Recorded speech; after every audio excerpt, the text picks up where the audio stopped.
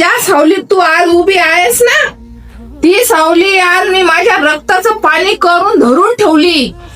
तुला काय वाटतं मी फक्त स्वयंपाक केला? ज्या दिवशी बाबांचा धंदा बुडाला होता ना, त्या दिवशी घर जप्त होण्याची वेळ आली होती. त्या रात्री माझे दागिने विकायला काढताना माझा हात थरथरला नाही ग, कारण माझं घर मला वाचवायचं होतं. मग सांगायचं ना. कशाला सांगायचं? तुला राजकन्यासारखं वाढवायचं होतं म्हणून तुला नाही सांगितलं.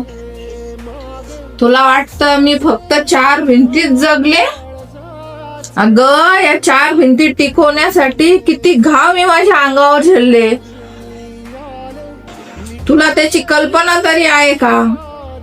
तू आज ज्या ब्रँडेड कपड्यांवरून मला नाव ठेवतेस ना, त्याच कपड्यांच्या फॅक्टरीत मी रात्रीची ओव्हर टाइम केली, जेणेकरून तुला कॉलेजमध्ये कमीपणा वाटू नये.